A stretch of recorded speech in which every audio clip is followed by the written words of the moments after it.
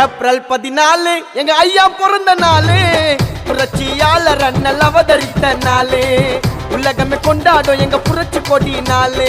April 14 எங்க ஐயா பிறந்த நாளு, புரட்சியாளர் அண்ணல் அவதரித்த நாளு, உலகமே கொண்டாடும் எங்க புரட்சி கொடி நாளு.